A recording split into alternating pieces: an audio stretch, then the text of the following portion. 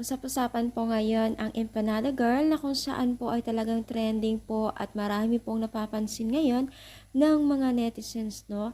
So, isa sa mga napansin po ng mga netizens ay napakaganda po at napaka-trending po niya ngayon. So, dito po ay marami po nagsasabi na kamukhang kamukha daw ni Empanada Girl Indian itong si Rina na kung saan po ay isa rin pong trending, no? Kung maalala po natin ay nag-boom po ang channel ni Kalinga Prab dahil nga po dito kay Rina. Within hours lang po 5 million views na po. So ganun po ang nangyari din po kay Empanada Girl Indian, no? Sobrang trending po ngayon itong Empanada Girl na kung saan po ay isang ina na dinadala po ang kanyang anak sa kanyang school at syempre sa sobrang hirap ng buhay ay hindi ito alintana upang hindi po siya makapag-aral at makapagtapos sa kanyang pangarap sa pagkurso, no?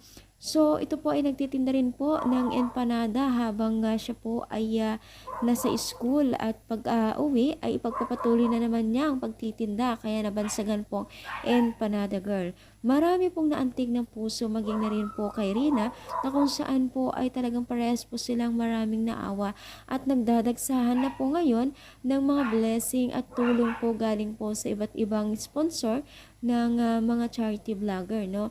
So ngayon po ay marami nakapansin, sabi nga nila magkamukha sila at parehas daw silang sobrang sikat ngayon at nagpaboom po ng mga charity or mga channel po ng mga charity vlogger na si Daddy Frankie at si Kalinga Prab. Alam niyo mga guys, swertahan lang talaga ang mga pagbablog po, no? Minsan talaga may magiging trending na videos mo, mga tinutulungan mo, kagaya na lamang itong kay Rina at Empanada Girl, no? Sobrang swerte ngayon ni Daddy Frankie, guys, kasi ang dami pong opportunities po ngayon na dumating kay Empanada Girl sa tulong po ni Daddy Frankie at syempre siya po yung ginamit ni Lord para sa kanyang blessing po, no? Gaya lamang po sa mga ibang charity vlogger pa.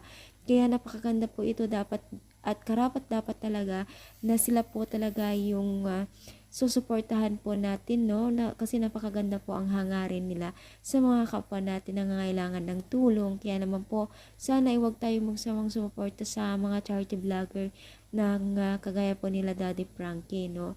So, ano yung masasabi dito sa ating pagsa for today's video? Siyempre, i-comment lang po dito sa baba, guys. At palike na rin po ang ating video at tapos po din po akong nagpapasalamat sa inyong laging pagsuporta sa aking YouTube channel. So, yun lamang guys. Thank you so much and God bless po, guys.